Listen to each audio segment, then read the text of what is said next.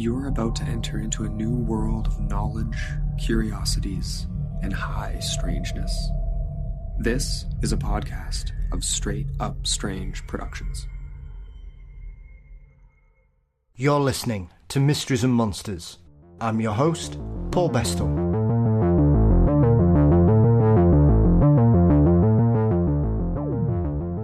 Over the course of this year, the team behind Backroads Lore have released 3 fantastic issues that cover a plethora of unusual, peculiar, and strange cases.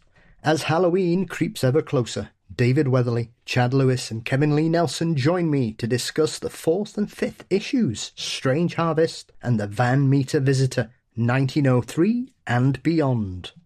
But before we hear from the paranormal titans behind the Backroads Lore series, don't forget you can support Mysteries and Monsters by signing up at patreon.com/Mysteries and Monsters. $4 a month gets you ad-free episodes, guaranteed early releases, bonus content, and more. You can also click the link in the show notes, and thank you to each and every one of you that support me in the show with your contributions. You can find Mysteries and Monsters across all social media platforms. Please subscribe to the Mysteries and Monsters channel on YouTube. You can also visit our website, mysteriesandmonsters.com. Our intro and outro music are performed by the marvellous Weary Pines. You can get your hands on some Mysteries and Monsters exclusive merchandise via the site on TeePublic, links in the show notes as well. Thank you as always to Dean Bestall for his wonderful artwork. The show is produced by Brennan Storr of the Ghost Story Guys, and Mysteries and Monsters is delighted to be a part of the Straight Up Strange network. Spooky scarecrows, lost vampires, cryptids, and tales of tainted treats await us in the annals of the Backroads Lore series. Hoping that 3 of the most passionate, diligent, and engaging researchers would work together is often a dream we all aspire to in this field. However, this year we've been spoilt by the quarterly releases of the wonderful Backroads Lore series of books from a trinity of paranormal powerhouses, David Weatherly, Chad Lewis, and Kevin Lee Nelson. And I am delighted to welcome all 3 on this week's episode prior to their potential eating at this year's Van Meter Festival in Iowa. Gentlemen, welcome back to Mysteries and Monsters. Thanks, Paul. It's great to be back, Paul. Chad's being serious about not speaking at all. Thank you for having me back for my record-breaking 10th appearance on this show. Broke my own record of 9. You have. You've edged ahead. And I wondered, I thought, why is he... Because he asked me this earlier on, chaps, and I think it was just to make sure he got more appearances than you, David. Has he had? I'm so far above the competition, I'm competing with myself like I'm trying to break my own records. That's where I'm at. Well, yes. Well, this is Kevin's 3rd appearance. David, this is your 9th, and Chad has sneaked ahead of you to 10 by creating this. So he's only 1 ahead of you at the moment, sir. Okay. Well, I have to say, as I was joking with Chad earlier, sometimes you wonder when a project like this is mooted, and you hope, having spoken to you all and knowing your strengths and the length and breadth of your knowledge in a variety of fields over the years, that you would come together and give us something. To have now got to the point of the end of this year where you've come up to releasing 4 separate editions of this wonderful Backroads Lore collections that you're working on, are you surprised how well it seems to have gelled, despite the fact that you're all obviously friends and you've worked together previously, that this series has both been a personal and professional success, it would seem? Yeah, I'm not surprised. I pretty much expected it, to be honest. And this is something that was kind of brewing for a long time, actually, because the 3 of us had spoken and kicked around some ideas. And, we're all incredibly busy in the field. And as these things happen, what would happen is that periodically we would touch base and we would just throw some ideas back and forth. And they were good ideas, and some of them are, probably living through Backroads Lore in some way ultimately. But what happened, I don't know if we've ever even told the inception story for this. So it kind of came about in some ways very spontaneous. All 3 of us were speaking at the Dogman conference in Texas a year ago, Labor Day, so it would have been September 23.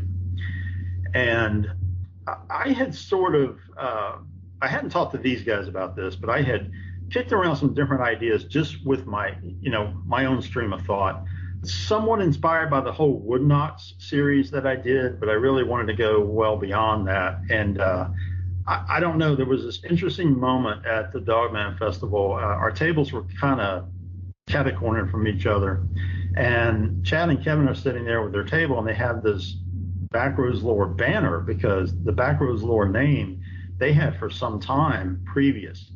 And I'm just kind of sitting there looking at this banner, and this whole idea just kind of started flooding out. And I sat there for a few minutes, honestly, because I was like, I don't know exactly what these guys are doing with Backroads Lore and how they're going to react to this, but I thought, what the hell? So I walked over and I pitched this very bare bones idea to these guys. I said, we've talked about doing something together for a long time. I said, and I asked them up front what they were doing with Backroads Lore.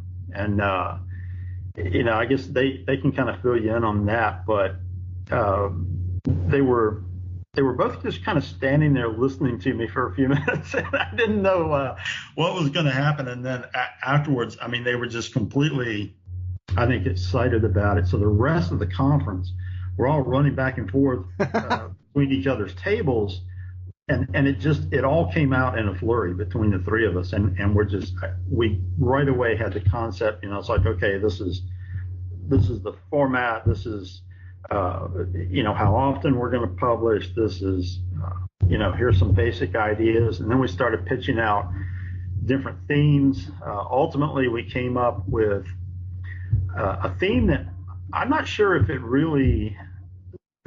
might have eluded some people. The first one, we called it Beyond the Blacktop.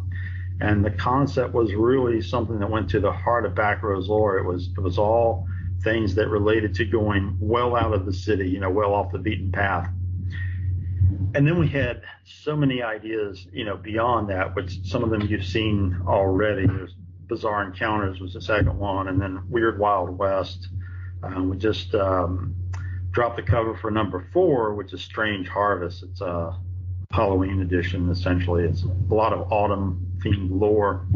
But I should point something out, Paul. We have actually slipped in an extra edition on you, because we're actually publishing 5 this year. We've done a special edition of Backroads Lore that is exclusively about the Van Meter Visitor, and that will debut this coming weekend at the Van Meter Visitor Festival.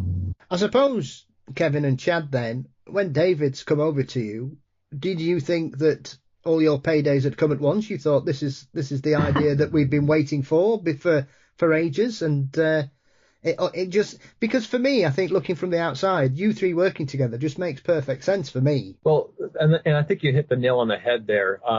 So for a long time, we've Chad and I have kind of bounced ideas around, like, how do we want to express Backroads Lore? Because really, Backroads Lore has been around for over 20 years as sort of this loose collective of like-minded people.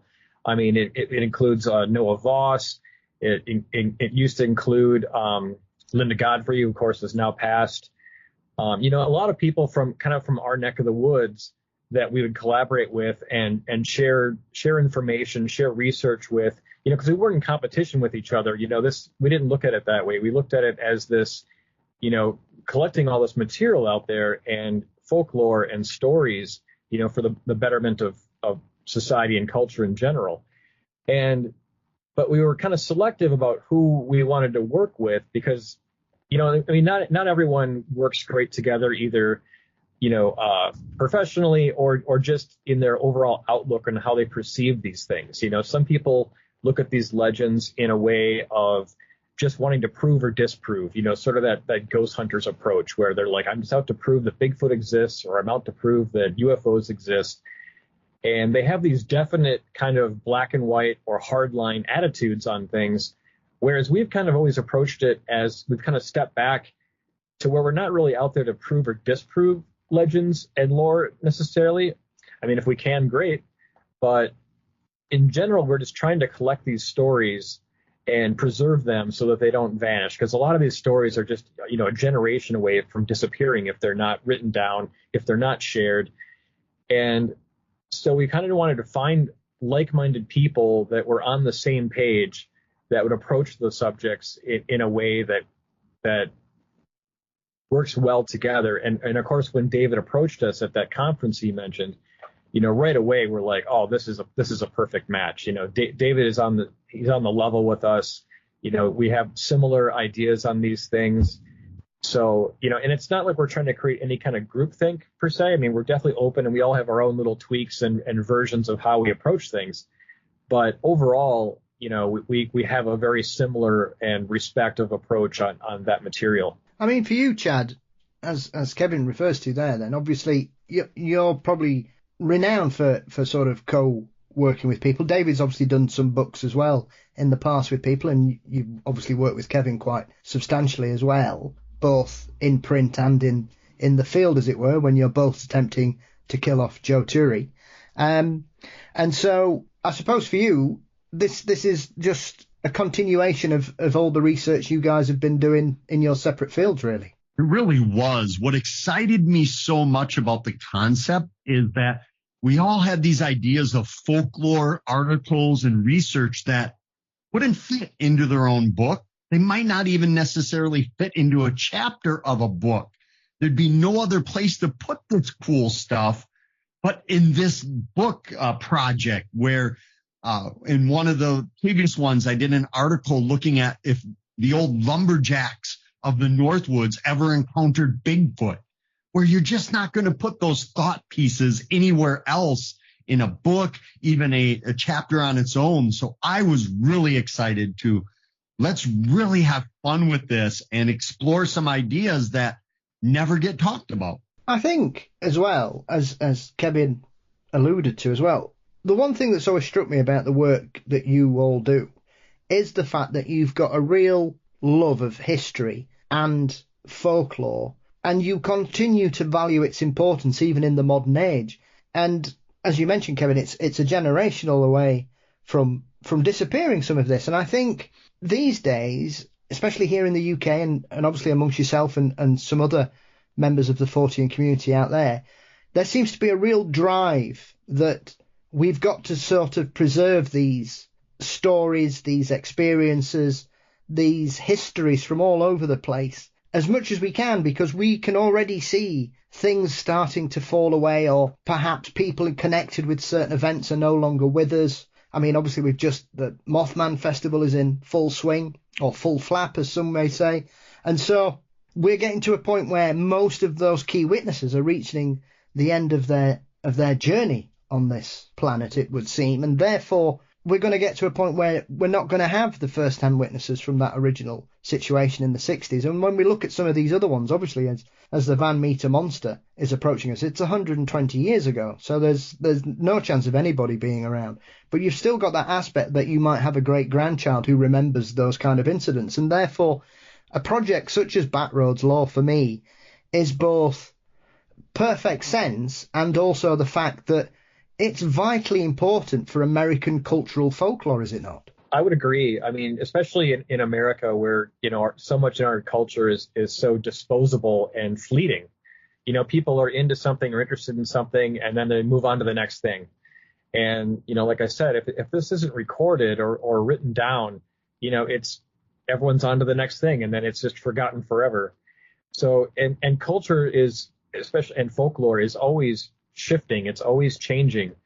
And I think with the attention span and just how we're inundated with so much information these days, we're pulling in things from every direction, that it's easy to overlook a lot of these stories. And we talk to people and interview people about legends in their area, and a lot of times they're surprised that they're like, oh, I've lived here for 20 or 30 years and I've never heard this story from my own area. And they're shocked that we dug something up. And I think that just shows how, in many ways, unlike the past, we're kind of disconnected from where we live these days. It's a very mobile culture. People move around a lot.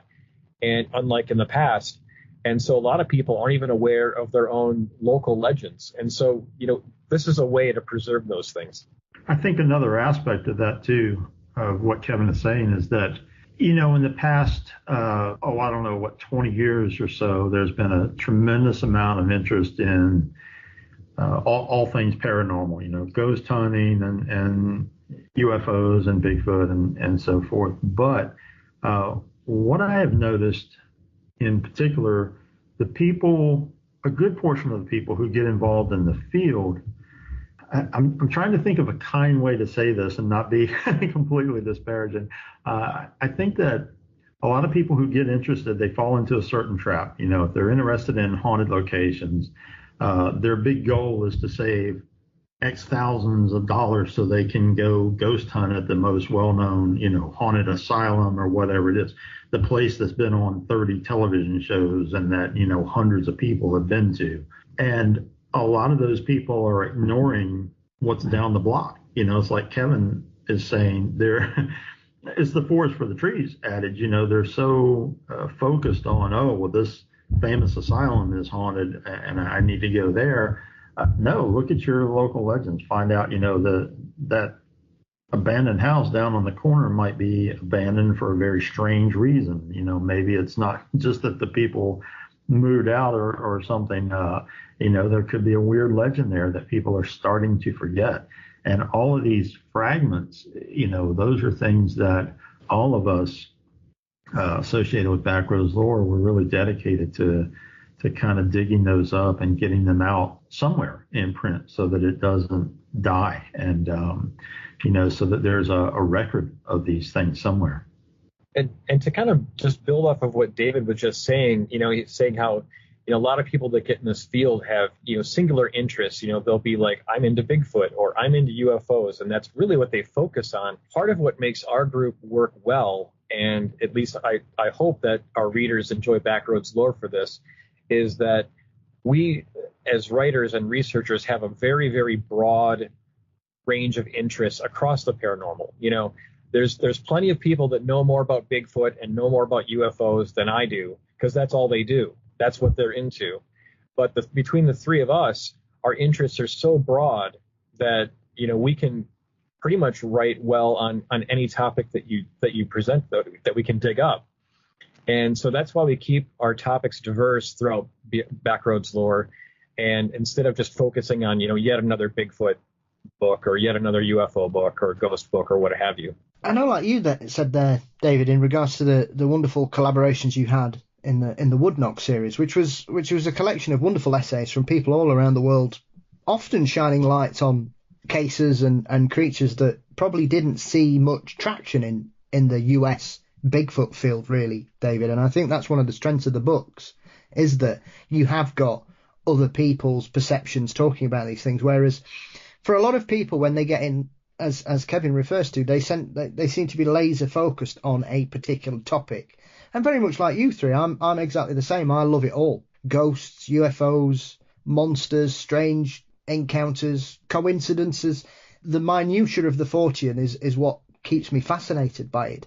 And so when you're doing a collaboration like this, because I know all three of you through the conversations I've had in the past, through reading your work, seeing how you go out in the field and what you do, and your reputations always precede you as three of the best out there, easily, that this for me then would seem a very natural step, I think, based on what you were saying about Woodknocks, David, that you've now gone and said, right, well, this is what we need to start preserving. This is what we need to keep hold of, because as we were saying before we started, before I moved to this particular part of Sheffield, I was not aware of the three ghosts that are supposed to be in this particular area, despite the fact of living less than half a mile away from all three of them, till I moved here and realised where I'd moved to and started walking around. I had no idea. And that is essentially on my doorstep. And even with the weirdness that I always try to look for, next door even,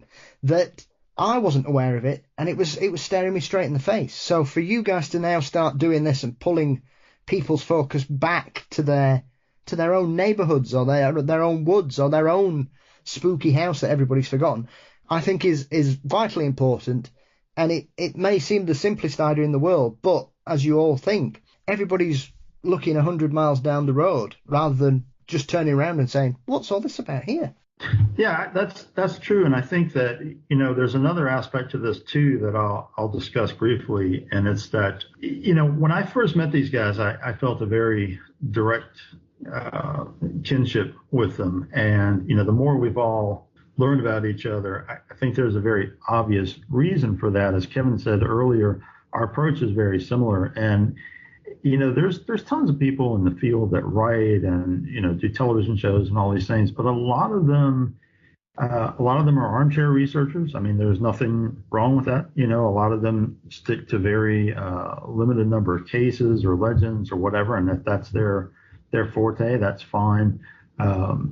These two guys, I love the fact that one, they've went out and beat the bushes for years, just like I have. I mean, this is how I started in the field. Back in the 70s, there wasn't, the internet and social media and all these things to get 120 characters of information about something. Yeah. You had to go interview people. You had to look around the areas. You had to go to the location. And I'm still a big advocate of that. If this is what you're interested in exploring, I don't care if it's a 100-year-old case. Go to the location, see what's still there.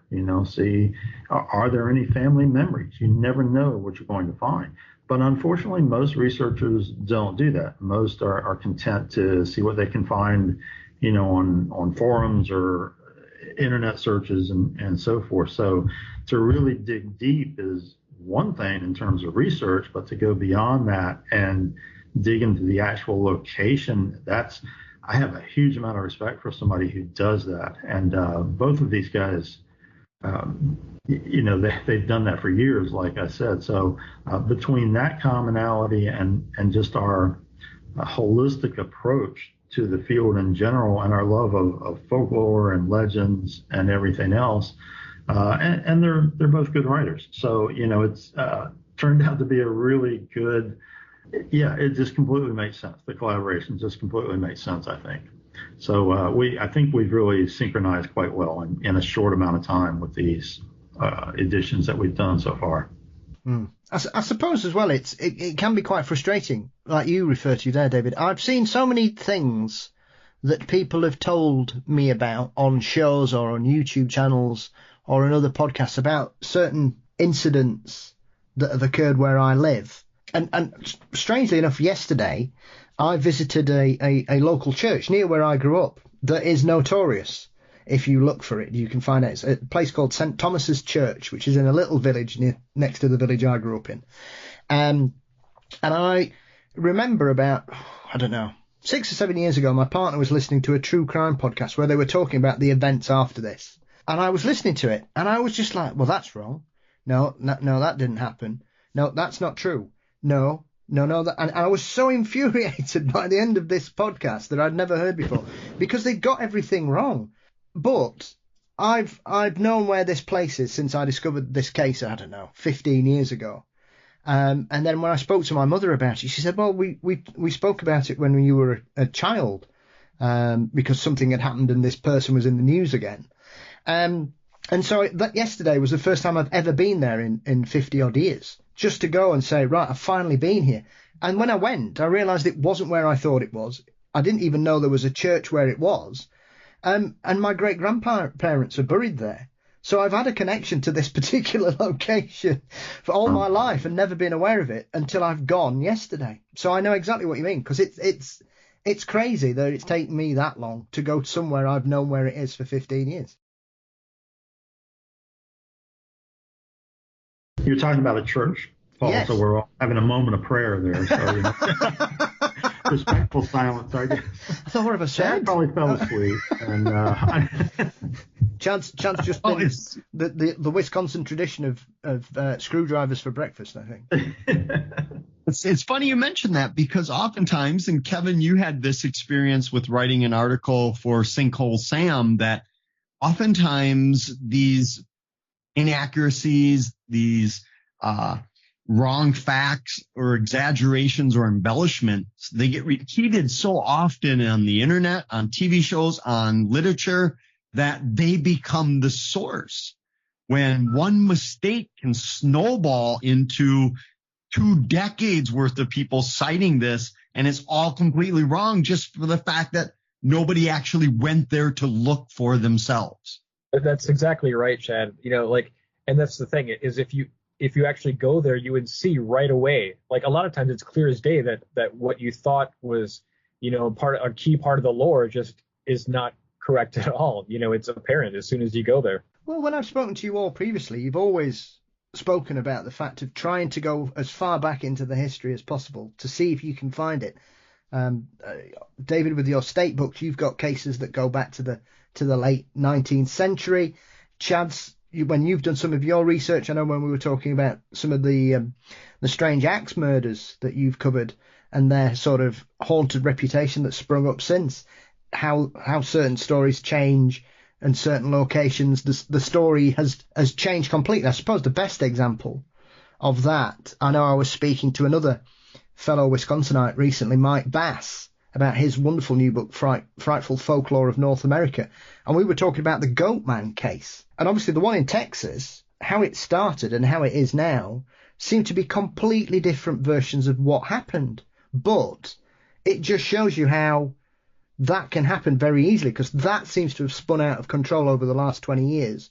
Whereas if you start to go back into sort of local Texan lore and Texan ghost books and things like that, there's a lot more reality based in the original event, as tragic as they were, that caused that particular story to start, rather than it's a half man, half goat monster that's running amok around that particular area these days. But see, unfortunately, even a lot of modern researchers don't bother to do that. That's I'm sometimes shocked by how a lot of people in this field are not very well read in terms of some of the legends that are researching.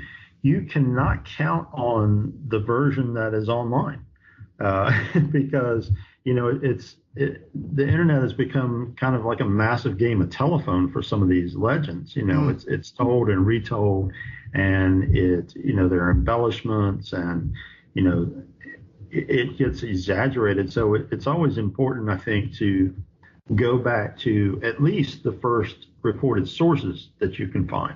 In the old days, that meant for me going to these places called libraries that a lot of people don't know exist anymore.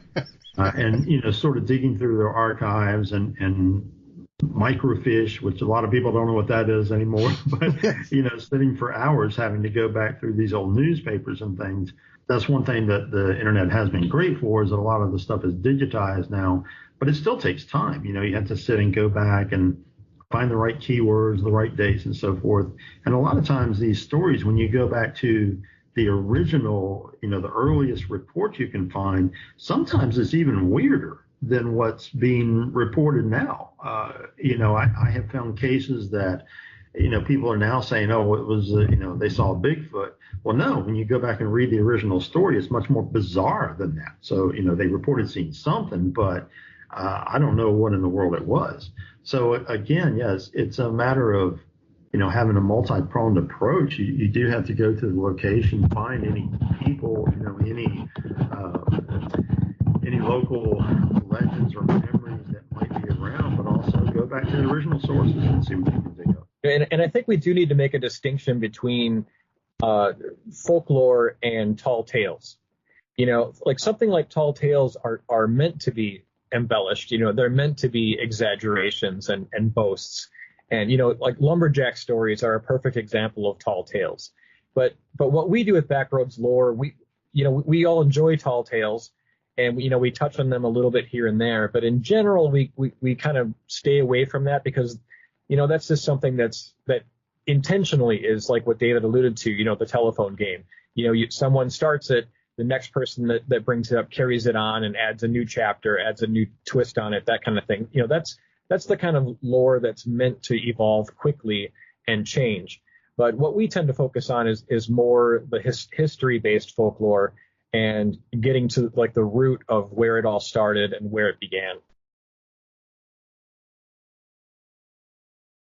I suppose when you were pulling articles together then for these first few issues of Backroads Lore that you've released so far, were you desperate to include a particular story or tale that you thought had been spun way out of its origin, or a case of you wanted a particular story to be included in some of these earlier issues that you were very passionate about, that you thought they're the ones we're most in danger of losing? Because obviously there'll be some that are still quite well known, depending when you can go to certain areas, you'll know that everybody knows the particular story about this strange thing that happened in their town. Whereas, as you mentioned earlier, David, there are so many places where you can ask people about certain incidents. I mean, I remember, I'm sure we've spoken about this, David, we were talking about that werewolf flap in the 70s. And loads of people these days had never heard of it, but it was in all the newspapers and everything. I mean, how you can forget a story about a werewolf destroying somebody's fence is right. Beyond me.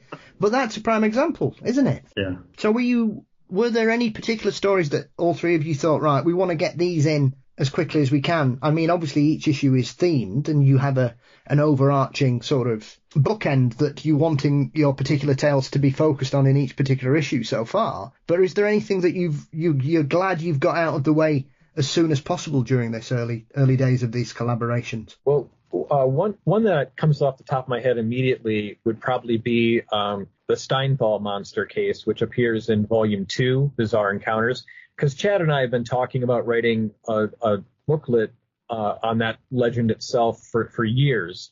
But it's like Chad alluded to, it's one of those stories where there's not a whole lot of meat on the bones. Like it's just fascinating and weird enough that people should know about it and it should be preserved. But it's not the kind of thing where you could fill an entire book with it.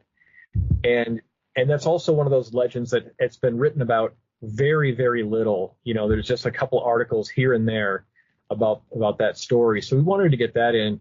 But as far as like how we choose to pick our stories, like you said, each volume has a particular general theme, but we also try to keep it fairly varied within that theme, because I'm sure you and your listeners, probably can empathize with this. It's back in like the 70s and 80s, a lot of books that you'd pick up on like folklore and weird stories and weird tales, if they were on a theme on like ghosts or something or murders, after you've read about a dozen stories that all kind of sound the same, where they're all, okay, so the ghost did this and the house was at the end of the street, all those kind of start to sound the same after a while. So if you've got a 200-page book of just these kind of pieced together ghost stories, they just kind of all run together after a while. So that's why we wanted to intentionally keep things mixed up well and keep it varied enough to keep the reader's interest. So it's not just this laundry list of similar stories. Oh, I have a great example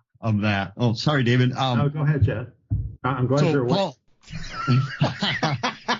Sorry, folks. I'm in the midst of celebrating my record-breaking 10th appearance on this podcast, so bear with me. But perfect example. For the first one, I included an article. The first Backroads Lore, I included an article on a place called Haunchyville. It's in Wisconsin, and the story is circus performers, little people, murdered their manager in Florida. They came to hide out in Wisconsin. They lived by a lake. Nobody knew what they were doing. Locals started spying on them. So they had to hire an average sized man with a shotgun to protect Haunchyville. And for decades, teenagers and college age students would get trespassing ticket after trespassing ticket trying to find this place. But over the last several decades, this heavily forested area along a lake has slowly been developed. McMansion after McMansion has come tearing away the area.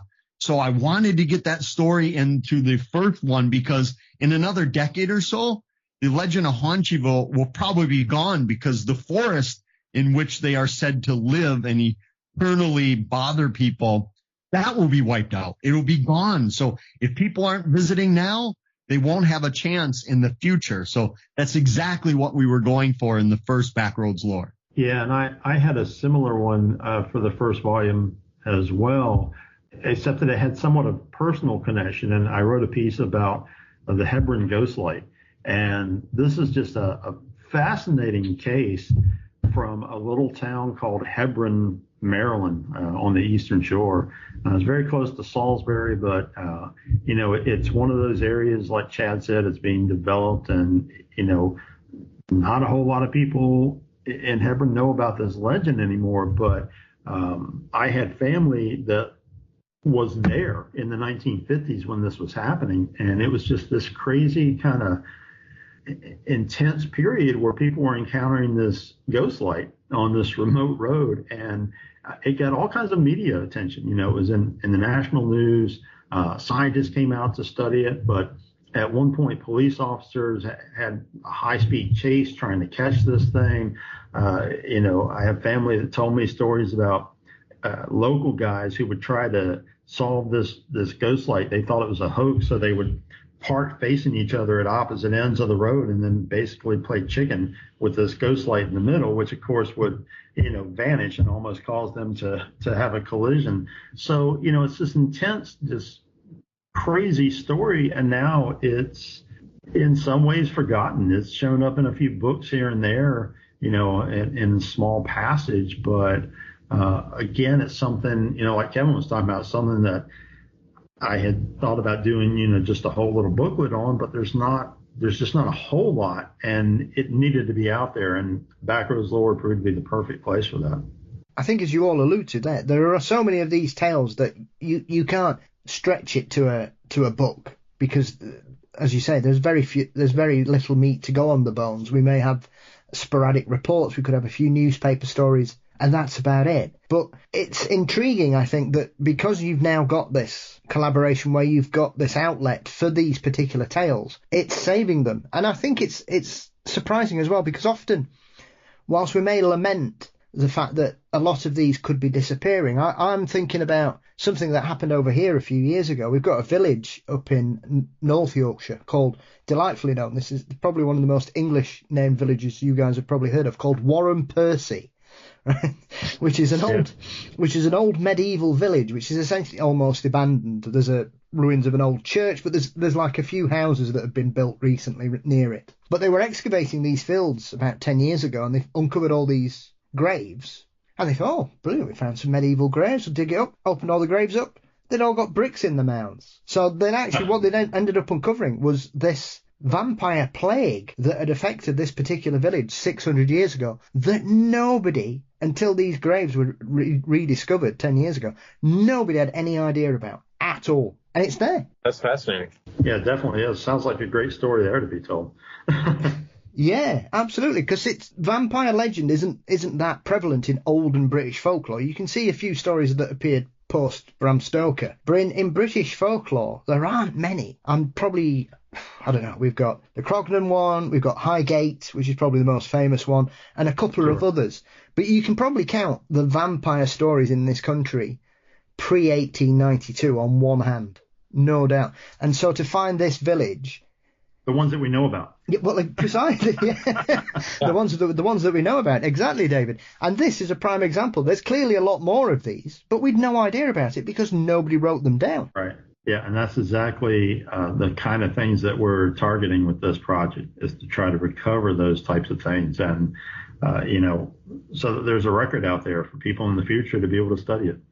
I would imagine the latest edition, where you're doing the Halloween one, the Strange Harvest, and as with all of the covers, you've got some wonderful art from another mutual friend of ours, Sean. This one is an incredibly striking cover for the latest issue.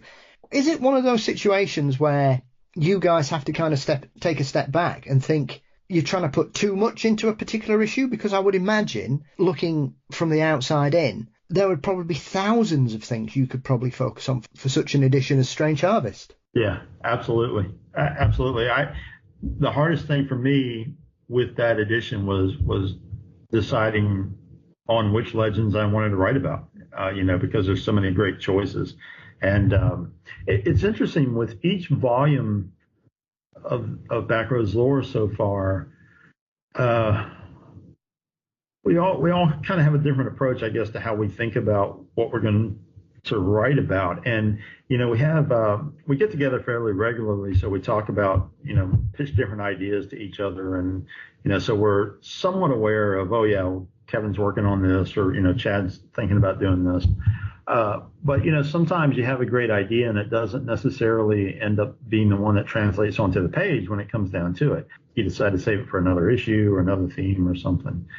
So, when it came time to do the Halloween one, it was tough. I had one that I knew I wanted to do because I wanted to do the history of the jack-o'-lantern and the folklore of pumpkins, because a lot of people don't know there's a lot of strange things about pumpkins, and different lore that, again, it's scattered around, and it's, you could argue that some of it's being lost just because it's not something you hear very frequently.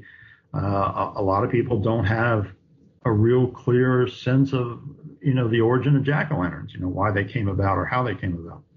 So, for me, I think that, like I said, I think that was the toughest one to land on. Which articles do I use this time around? But what's cool is with each volume, all the articles end up complementing each other somehow. It's there's something going on, I think, on a subconscious level between the three of us, that we kind of work these issues together, and each one, it kind of hits all the right notes, and we don't necessarily talk about it, or we're not consciously aware necessarily that, oh yeah, well, Chad's taking care of the a good monster article for this issue or anything. It just happens. And Paul, I love this because as a student of folklore, Backroads lore books are exactly what I would want to buy and want to devour. So much so that I do not read Kevin and David's articles beforehand when we all submit them to our big file. I wait until the book is in my hand where I can learn as well. So I'm still getting some of that. I love the book so much that I'm waiting to devour it just like everybody else. And as you know, I was heavily influenced by Jerome Clark's Unexplained book when it came out. And it had the same concept that one night you could read about fairies. The next day, crop circles or strange falls from the sky or mysterious creatures. And I just love that variety. And that's exactly what we're redoing with Backroads lore, of that. By the time you finish the volume, you might have touched on 15 different subjects. Some you weren't even aware of, or you didn't even know you'd be so interested in.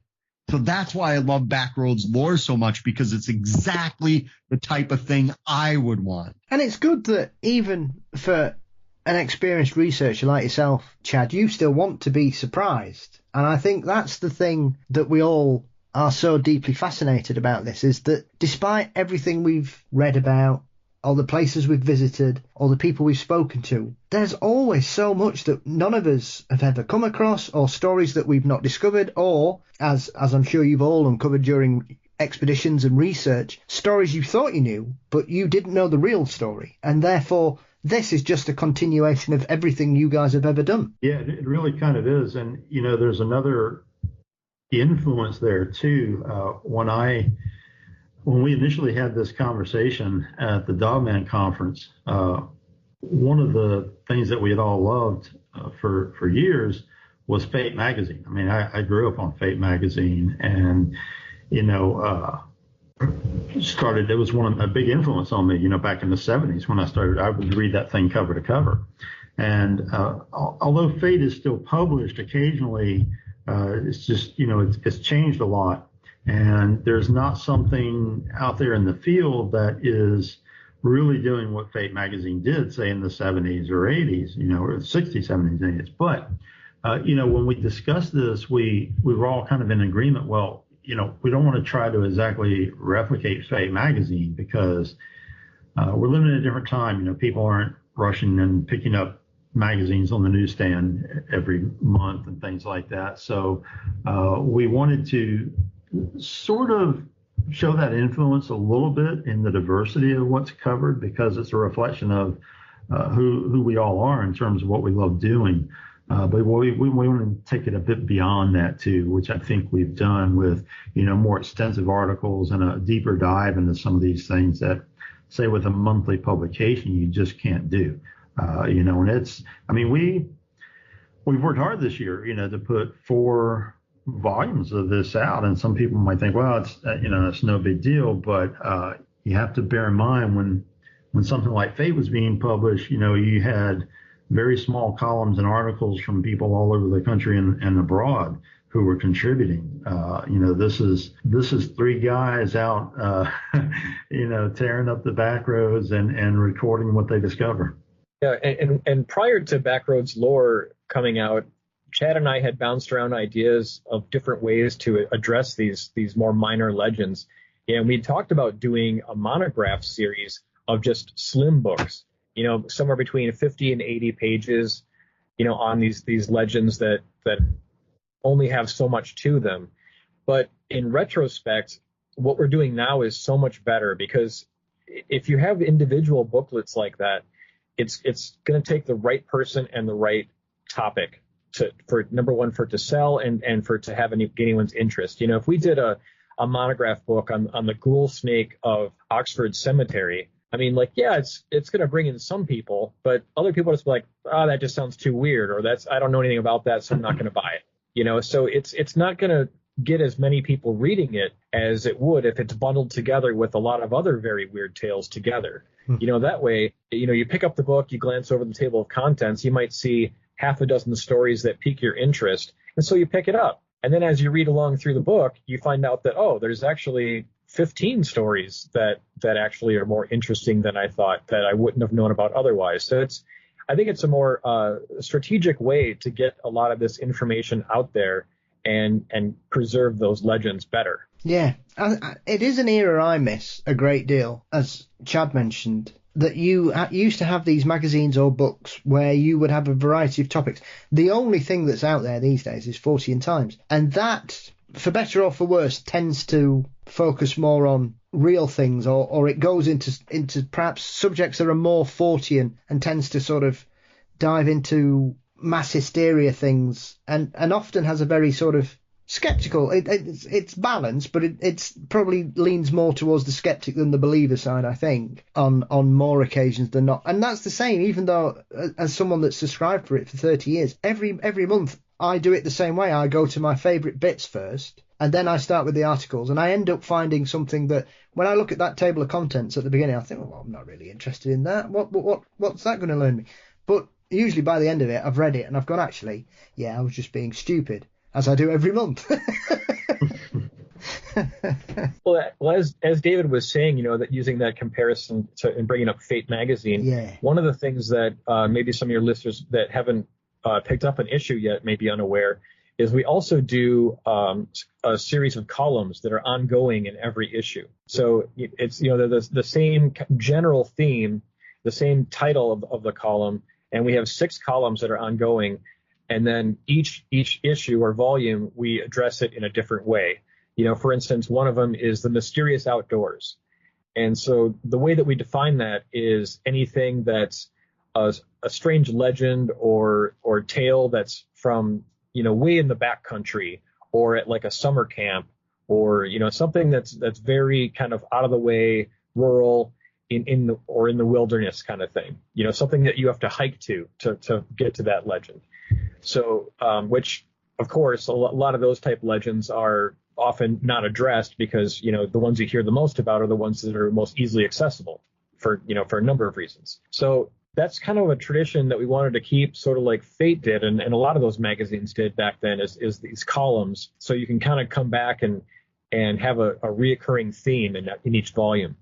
I mean, I'm interested to find out how the American state by state culture differs when it comes to something as normal as scarecrows, seeing as we're in that particular season, because I'm fascinated by scarecrows in general. I don't find them creepy. I find them really intriguing. I think they're very interesting because it depends. Even something as simple or perhaps as unassuming as a scarecrow may appear, depending where you're from and where your family came from, how you view a scarecrow is going to be completely different, because obviously here, famously in England, scarecrows came about because of the Black Death, and therefore we didn't have enough kids to pick crops, because before that, children used to just run around fields throwing stones at birds here, and that was what we did. After the Black Death, scarecrows became very fashionable because we didn't have enough kids to pick the crops. So that's how it started in the UK.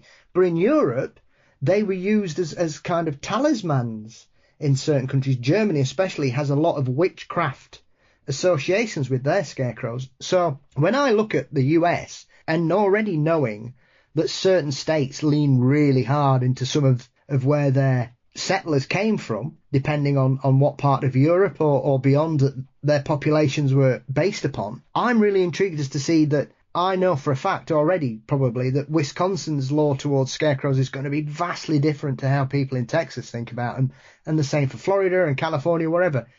I would imagine that each state's got a different version of it. Paul, are you sure that you didn't get an advance copy of Volume 4? Because there's an article on scarecrows in Volume 4 that's coming out.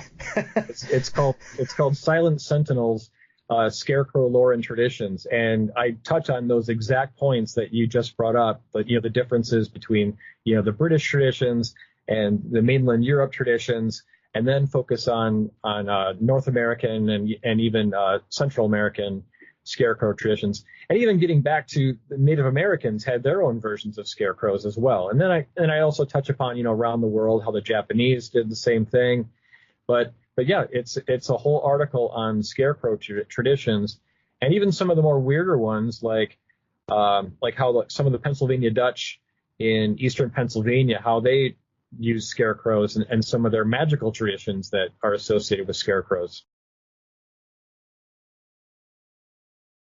Well, yeah, I mean, that surprises me. I mean, one of the things we have here in the UK, and there are dozens and dozens and dozens of these, especially at this time of year, late September into October, but not particularly connected with Halloween, strangely enough. We have scarecrow festivals, and essentially all the local villages or small towns will have competitions, and everybody makes their own scarecrows, and they have a judging panel after a particular period, like 3 weeks. You've all got 3 weeks to put your scarecrows in, and then they have a big judge, and people win a first, second and third prize, and then they put them on display for the whole village. That happens from the south coast of England all the way into Wales, up into Scotland, over in Northern Ireland and Eire. It's all over the place, and it's quite funny. One of the best ones we have here is at a stately home called Rugley Hall, I think it is, which is in Lancashire, and they do a big theme. Like last year it was myths and mysteries. This year it's TV celebrity scarecrows. So we treat them with kind of a bit of comedy or a bit of light relief here. They don't have that fear factor associated with them, and especially for me, watching numerous bad horror films of the 80s and 90s, I know that there are certain places that seem to be terrified of a scarecrow coming to life. Yeah, in the United States, it's kind of a different animal. I mean, it really depends on where you are. I mean, it's a big area, and traditions vary from state to state. Like you, we have scarecrow festivals all over the place. But one thing that's kind of evolved over time is that scarecrows have moved from being sort of a practical agrarian tool, obviously for chasing away crows and protecting crops, to being more of an art form, more of a form of folk art in the form of a harvest figure. So you see scarecrows nowadays that are more, they're built out of things that are a bit more fleeting, like pumpkin heads and things that are strictly tied to the season. I mean, you're not going to create a scarecrow in the beginning of spring with a pumpkin head, No. So they're definitely a lot more tied to autumn than they ever used to be, and they're usually made with scraps of things or autumn produce is what you see mostly now. But again, it's kind of morphed into this form of folk art rather than being a practical tool. Well, you only have to look at how the Japanese tend to bring these things out. There was that wonderful story a couple of years ago about them building that robotic wolf scarecrow, yeah, that essentially looked like it could have been in RoboCop 2. I think the way it was designed, I think it was designed to keep the bears away, but I think it just kept everybody else away as well, because it was just a very creepy looking thing. I think if you stumble across a large, gigantic, metallic wolf with glowing red eyes anywhere in the world, I think it's going to put the willies up you. I would think so. I'm intrigued to hear that there's some connection with indigenous culture as well, because I think sometimes we can overlook that they are used all around the world. I mean, as far as I know, I think the earliest example of scarecrows being used is in ancient Egypt, because I think they used to be inundated with plagues of quail, which is probably one of the least offensive birds I think most of us could think of, because they're quite small. You wouldn't think that they could do that damage, but I suppose if you get a large enough population of any creature coming onto your crops, be it rabbits or locusts or birds or whatever, it's going to cause an effect. And so even for people as far back as the ancient Egypt, they understood the need for such a thing without sort of attaching any kind of mystical process to it. For them, it was scaring birds away. So was that one of those things as well, then, that the different tribes would have different reasons for creating a scarecrow, or was there a standard simple reason for all of them using it, but different tribes attached different mysticisms to them? Well, from what I've found, it's at least in earlier scarecrows, it's primarily all from a practical crop saving point of view. You know, like for instance, some of the tribes here would have they would create these scaffoldings or raised platforms, and then children and women would hang out on these platforms and with noisemakers of various sorts. You know, they would bang things to keep birds away. So that was like what are called living scarecrows, which similar to what you were referring to in England, you know, prior to the Black Death, you know, with kids and old men that were sent out into the fields to make noise and throw rocks. So that's primarily what you see, you know, up until, you know, as long as you have those kind of people available, that's kind of what you do. It keeps them busy. It gives them something to do. But later, when there's less hands around, say, that's when you have to build these effigies of people to scare away the birds. And then even that, you know, at least in America, you know, went away once they started, you know, treating seeds with various pesticides and things, so that the birds learn fairly quickly that if they eat the seeds, they get sick. And so they stopped doing that because, you know, crows aren't stupid. And so the actual necessity for a scarecrow doesn't really exist anymore. And again, and that's why it moved over into being a form of folk art. I suppose, David and Chad, as well, you will have probably stumbled across stories attached to scarecrows or certain locations over the years where certain places will believe that their local fields or woods are haunted by a scarecrow, or the scarecrow is the revenge of a wronged person from that particular area, or a crime has been committed. Are you... I'm answering my own question here. I doubt either of you would be surprised to find such a variation of beliefs on something as simple as a scarecrow, even in the modern era. Definitely. Here in America, we have so many customs, traditions, rituals, superstitions. We've lost the meaning for a lot of them.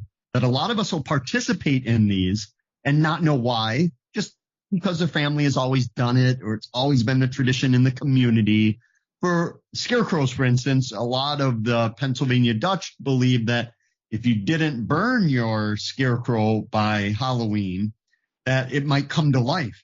It might actually curse you and be alive, and it would be something you would not want to battle. So we have all these customs and beliefs, and I think that's partly what we're trying to do in Backroads Lore, is to show the history, the folklore, sort fact from fiction of a lot of these customs and superstitions that in our busy everyday life, we just don't sit down and think, well, why do we put a scarecrow up if we don't have a farm? So I think that's very important work that we're doing in this field as well. I suppose one of the other key stories, rumours, urban myths that comes up at this time of year all over the place is connected to trick-or-treating. Now, I suppose I'm quite fortunate because when I was a kid growing up, trick-or-treating just started here in the UK, sort of early 80s. E.T., I think, had a lot to do with it, because it was such a big film, and one of the key scenes in that particular film is they obviously all go trick-or-treating with E.T. hiding in the basket. And so I remember even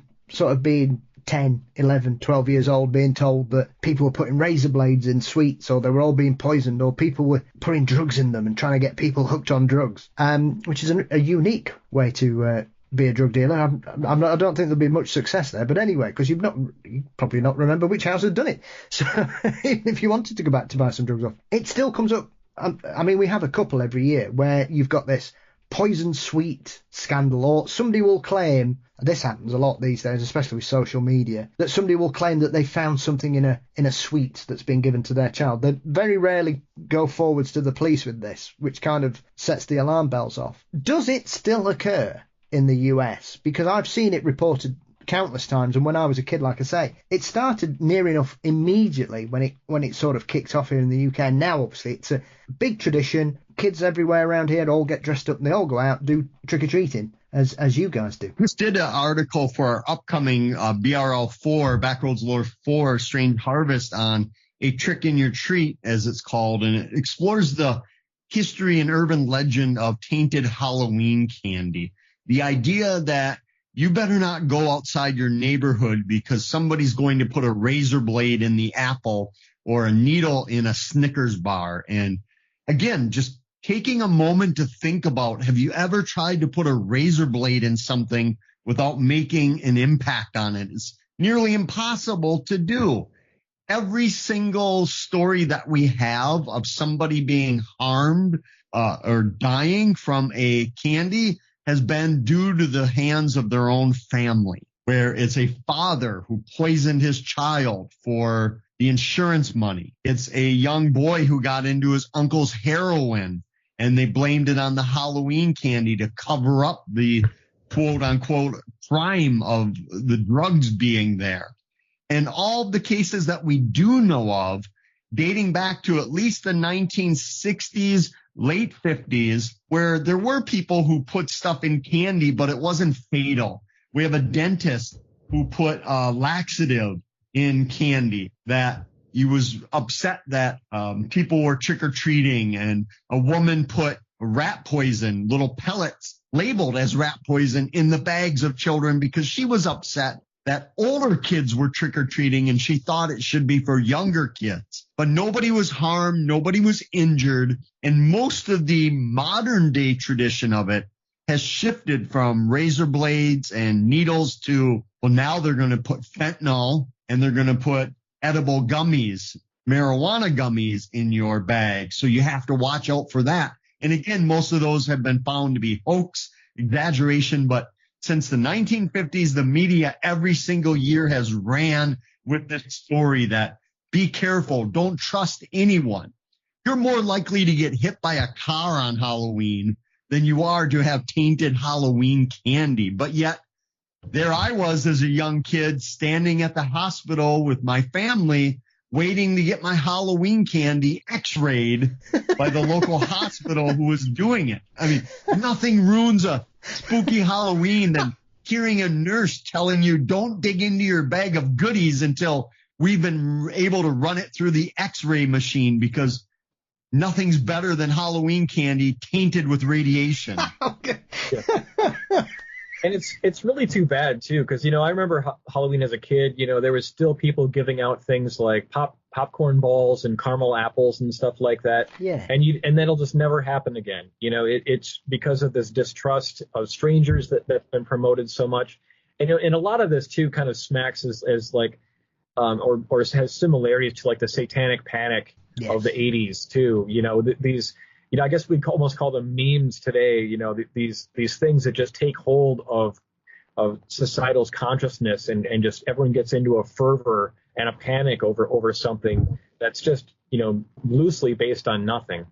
Yeah, I think that that kind of goes hand in hand with the backlash against Halloween that has always sort of been there as an undercurrent. Now, much earlier in its history in this country, there were a lot of problems with it, but I mean, I can remember for years seeing in small rural papers, every October rolls around, every year when it gets close to Halloween, there's some local, evangelical or something that would have to write an op-ed and explain how Halloween is a satanic festival and there's going to be sacrifices and, hide your children and all these types of things, all the fear mongering about it being associated with the devil. And again, no genuine knowledge about its actual origins, where it came from, what its purpose is, what the purpose of a lot of the traditions are. So as the guys were saying, this is one of the things that we're trying to, again, get out there, get the real information out to people before the actual lore is lost and replaced with, some kind of fabricated nonsense. I suppose when you were looking into that, did you come across the strange case that came from the UK by any chance? Which is one of those things that it's perfectly linked, but it has absolutely nothing to do with the modern flaps at all. No, tell us about it. Is this a candy story? It is. Oh, okay. Poisoned candy.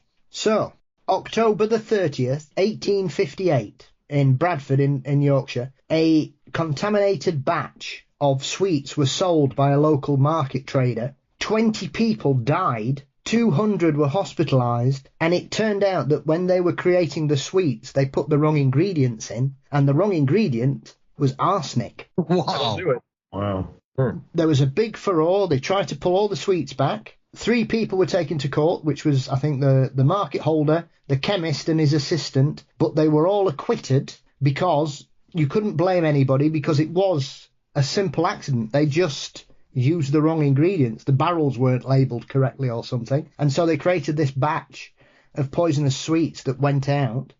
I mean, to be fair, only 20 people dying from arsenic ingestion is I suppose it doesn't sound a good result, but it could have been a hell of a lot worse. But it changed the law in the UK about products, and after that, everything had to be labelled with all its ingredients, and things had to start being tested. But that's never linked with anything in the modern era. These flaps are all based probably on stories that originate in the US and Canada that, especially in this day and age, as you mentioned, David, a local paper might put it on their internet these days, their internet site. It'll travel the world. They've no idea how many people wherever would read that, or it'll get shared or something. And the next thing, you'll have a version that's been repackaged and changed for somewhere here in the UK, but hardly any of them ever refer back to one that was a Halloween flap, but it had no connection to Halloween, and it had nothing to do with trick-or-treating, but it was a poisonous sweet outbreak. Oh, go ahead, David. Go ahead, Chad. I was going to say, see, Paul's giving us all these stories because he's hoping that Backroads Lore is going to invade UK at some point and do an edition. I'll be your roving UK reporter, chaps. Here in America, it was the Tylenol poisonings that really shifted all of our brand stuff, where that was also when the candy producers really took it upon themselves to promote that they were sealed, safe, you could trust it. Don't give out those nasty homemade popcorn balls or whatever else, even giving away in the early days where people would give away coins or pencils or coupons for something or toys.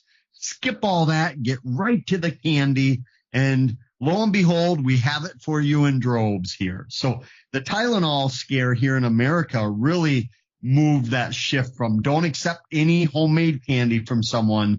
You have to have store-bought candies. Well, and even still, every year now in the U.S., you'll see lots of communities do these events called trunk or treat, where they'll have this event in a parking lot, typically of a church or a school, and it's a bunch of vehicles with their trunks open and with the prepackaged candy so that the kids can go from car to car instead of door to door. And again, it's all rooted in that, that whole wave of fear of, going and knocking on the door of a stranger's house, because, people don't know their communities as well as they used to. I mean, certainly when I grew up in a very rural area, and, we knew who lived in most of the houses, and we knew which ones that hit up for the best candy or the best whatever. There was homemade treats and things like that, which sadly, as Kevin was saying, we'll never really see that again. But even worse, in some areas we're getting away from the whole idea of even going door to door and trick or treating. People are trying to push back against that and say that that's not safe. Yeah, it's this whole distrust of strangers has really, really become just a sad part of our culture. I mean, when I was a kid doing trick-or-treating, we would trick-or-treat until almost midnight. I mean, we would just go and not come home until we had trash bags full of candy. I mean, we would just go all over the place. Yeah. But now, increasingly, trick-or-treating has official hours, and oftentimes it'll end before it's even dark out, which defeats the entire purpose of being out on Halloween night. I mean, when I was a kid, being out in the dark on Halloween night and seeing these glowing jack-o'-lanterns on people's doorsteps and not knowing what could be lurking out in the shadows on that one night of the year. I mean, that was a huge thrill for me, and I look forward to it all year round, and it got my imagination just running.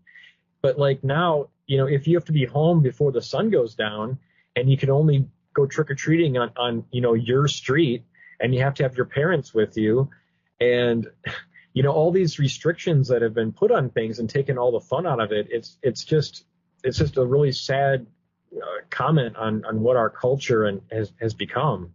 The irony of trunk or treat, which I refuse to recognize, is that we're now saying Halloween is so dangerous that we're telling kids to go accept candy from a stranger's vehicle. Exactly what we were telling them not to do in the 80s and 90s. So, yeah, trunk or treat. If I'm ever trunk or treating, you guys can throw me in the trunk because, yes. Maybe we should show up with a white paneled van. And like entice kids that way or something, just to dressed as get clowns. rid of that whole thing. With free candy written on the side. Exactly. Well, and the other thing too is so much is around convenience now. So like if Halloween doesn't land on a Friday or a Saturday night, God forbid Halloween's on a school night, they'll just push trick-or-treating until the closest weekend for convenience sake when it's not even on Halloween. I mean, that, again, defeats the whole purpose. Yeah. We had a school here the other year tried to do that, and they got so much shade thrown at them, they very quickly got out of the way. Well, I've seen that, Kevin. I know exactly what you mean. I mean, like this year, it's on a Thursday here. There will be people out there who will be saying, oh, well, why can't it be on a Saturday? Because that's how calendars work. Exactly. What's wrong with these people? I think we've got there is a very vocal minority these days, I think, when it comes to a lot of things like this. That those that shout loudest usually have the least to say, and things like that. They're just so idiotic, and yet they're the kind of things when you see them written down, you think, have you thought about that before you've written it? Because if you have, I'm even more concerned. It's just nonsensical, isn't it? But it just ties into this, as you say, this whole sort of pulling away from knowing your community and knocking on doors and getting to know people. And I think a cynical person would suggest that there's some corporate entities love these kinds of don't accept homemade treats stories because they know that the kids are just going to have to buy loads of Haribo or gummy bears or wherever, or chocolate from their brand, because they know they're sealed and they're protected, whereas the kindly people who love to make things for the local kids are basically out of pocket now because they've got to go down to the local supermarket or the mall and just fill up with processed chocolate for everybody. Yeah, there's often a financial motivation behind these things when it comes down to it. But, again, I mean, all of this stuff we're talking about, it's really cool to have been able to put this kind of thing in this edition of Backroads Lore.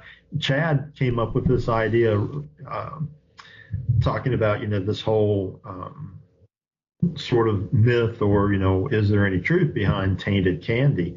And, it turned out to just be an excellent article. And again, something that nobody has really approached in terms of, how he's done it. We're talking about the effect essentially that it's having on these traditions every year of trick-or-treating and how it's evolved over time.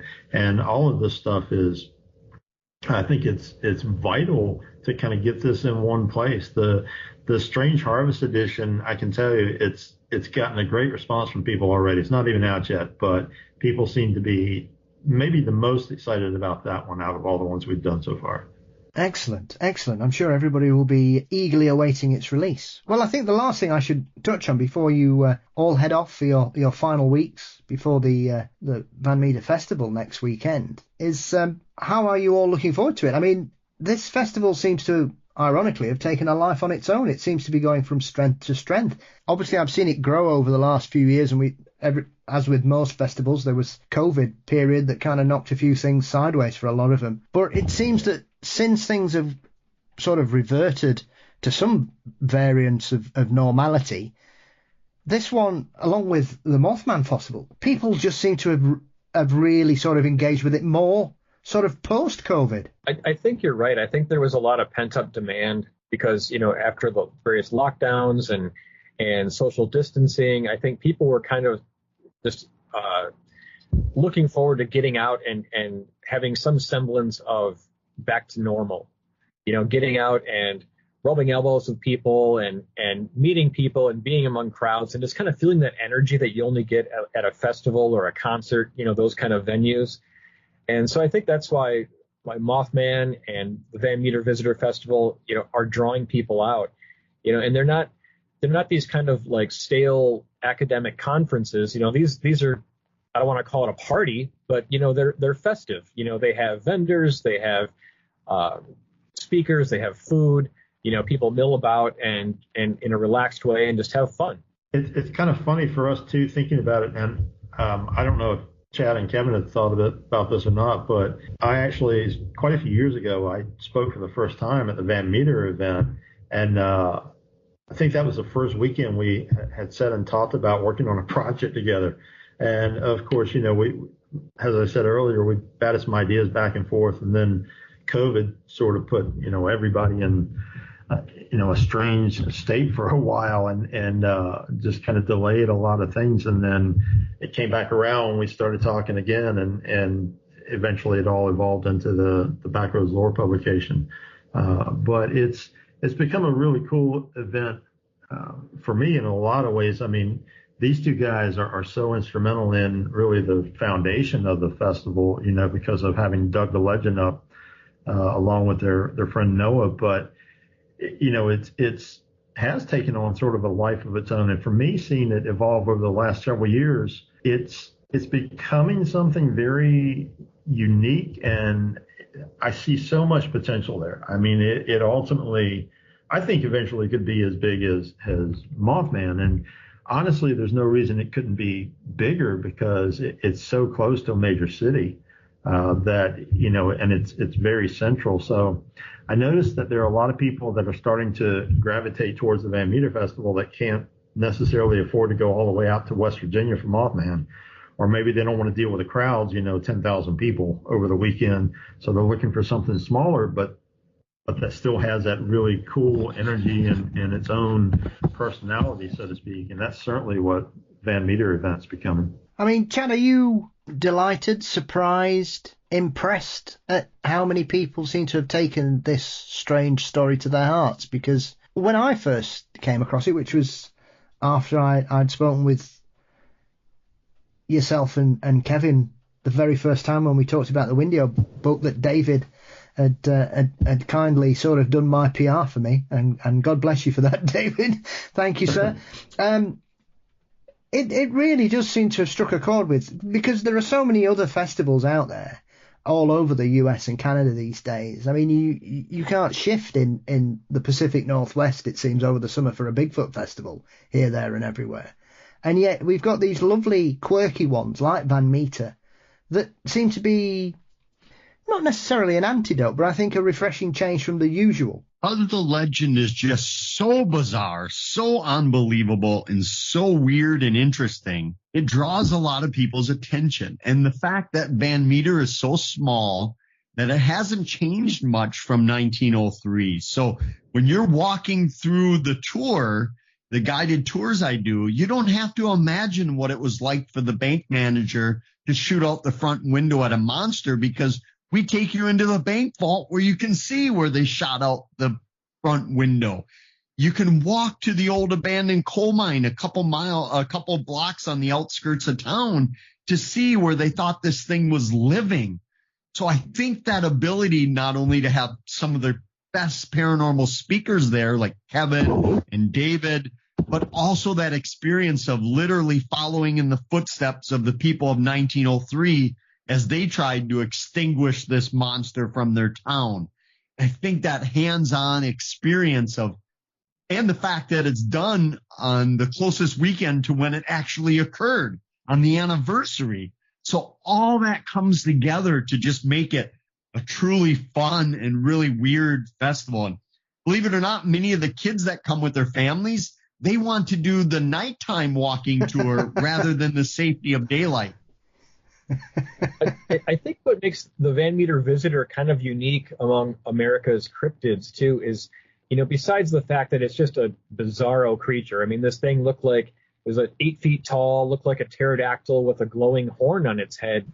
is like, it's just a big enigma. It's this huge mystery. No one knows where it came from necessarily, what it wanted, what it was doing there. But it never attacked anyone. It wasn't violent. No one was harmed. And so I think a lot of people look at it with almost like an endearing kind of attitude that, I don't want to say they think it's like this, cutesy cryptid, but I think it's because it's just so unknown and so bizarre that I think a lot of people kind of latch onto it, versus like if something, like the Beast of Bray Road, which a lot of people say has, more scarier or more dangerous connotations because of the Dogman connection, or the Jersey Devil or something like that. It's I don't want to say it's entirely benign, but it's this unknown factor that people just are curious about. Yes, it's also famous for having one of the worst skeptical explanations ever on a television show, I think. when Chad appeared on Expedition X and they just said, oh yeah, everybody saw an owl, and I just thought, what? What do you mean? Yeah, they may as well have just said it was a weather balloon. Well, yes.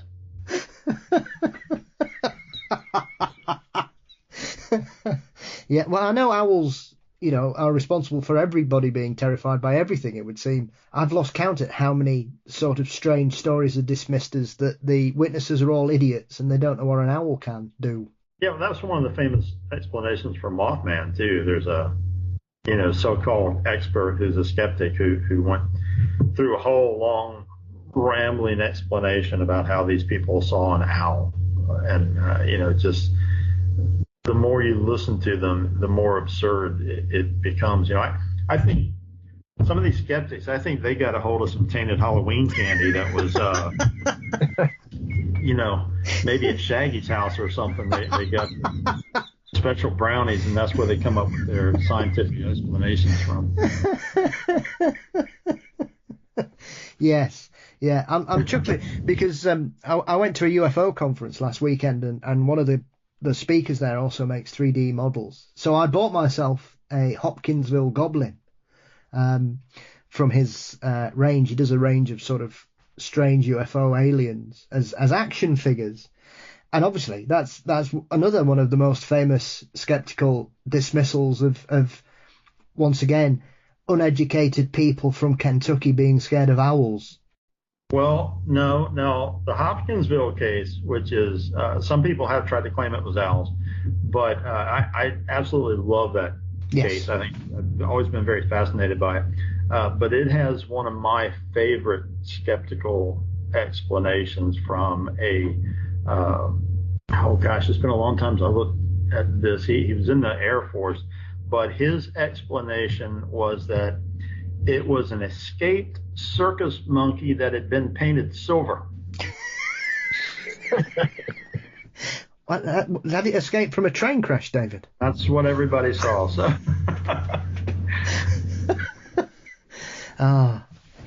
I don't know. So I suppose you've all spoken at it before. You've obviously got another Mothman aficionado, which is Steve Ward, joining the lineup this year. And I think, is it Nash Hoover from Chasing Legends? Is it Nash's first appearance at the festival as well this year? I believe that Nash spoke about six or 7 years ago as well. Yeah. We brought Steve in because he moves slower than the rest of us.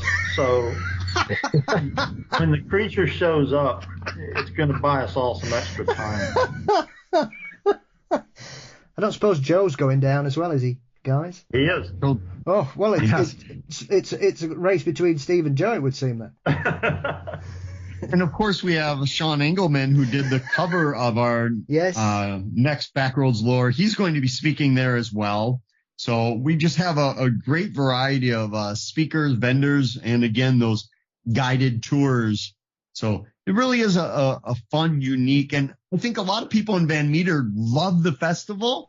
even if they don't believe the legend. Yeah. They love the quirkiness of their own unique history, and they celebrate it every year with this fantastic conference. And it's cheaper than going to a movie. It's affordable for everyone. Absolutely. And you've more chance of being attacked by a mysterious cryptid than going to the cinema as well, Kevin, which is always a bonus. Exactly. I suppose then, chaps, I'm going to ask the stupidest question in the world now to you three, especially. October's coming up. You've got Strange Harvest, and you've also got the special edition talking about what happened after 1903 in the Van Meter area and beyond, and some other intriguing and enticing collections and articles in that. No doubt you'll all be taking the next 3 months off and just relaxing, won't you? I don't see that happening. We've got probably the next 6 or 7 different themes of Backroads Lore already all mapped out and planned. So we've got our work cut out for us. Yeah. And on top of all your own original stuff as well, you guys, because you're very prolific, whether you're out chasing things down or you're writing new things, or David's continuing with his incredible State series. I mean, I'm just in awe. The fact that you've managed to fit this in on top of everything else you're doing and still making it of such a great quality with a rich focus on so many obscure things that we could miss out on, or intriguing situations like we're talking about the Tainted Candy that perhaps people in our field wouldn't sort of necessarily think would fit under the Fortean umbrella, but it's a conspiracy and an urban myth. For me, it's prime fodder for Fortean research, is it not? Oh yeah, absolutely. I believe that it is, and as cool as much work as this Backroads Lore project has been, I think it has energized us all in different ways. So we all have other projects going on. I know both these guys are working on some books on their own. There's different projects in the midst of the whole Backroads Lore that's happening. So I think it's pretty exciting. You're going to see even more stuff next year. And the way that we're looking at Backroads Lore in general is we look at it as sort of an umbrella concept. So these volumes that we're publishing are just one facet or one aspect of Backroads Lore. So we've got all kinds of different things cooking in the background of different ways of expressing that as well. So then, gentlemen, where can everybody get hold of the back issues, follow the work, and keep up to date and get hold of the next copy that's coming down the pipeline? All the previous editions so far, well, let's see, volumes 1 through 3 are available on Amazon, but you can order them from us directly. You can check out Chad's website has a direct link. There's a link on my website to order them as well.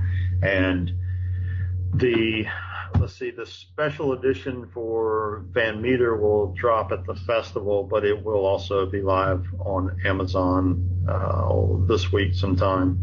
So for people who want to pick that up who aren't able to attend the Van Meter event, Volume 4, Strange Harvest, will be shipping sometime in October. We do typically try to offer pre-sales, and people who purchase it ahead of time, they'll get signed editions, and a lot of times a couple little cool bonuses in the package when we're able to send them out. Unfortunately, we can only send them domestically right now just because the costs are astronomical to ship overseas anymore. So all of those are available there. The Backroads Lore website should be back up and running again soon, and that's backroadslore.com. And then we're all on Facebook and social media and stuff. So, anybody can feel free to drop us a message, or we'd love to hear feedback too from people who have been reading the volumes. We'd like to know, what you guys think, and maybe even what you want to see. It doesn't mean that it'll end up in there, but you never know. For me, Paul, Backroads Lore, I'm taking a little back seat for a little bit as I plot my 11th appearance on your show coming up in the near future. That's my main goal this Halloween season. Forget all the books, TV shows, lectures. I've got to buckle down and really figure out what topic I'm going to come back on your show for my record-breaking 11th appearance.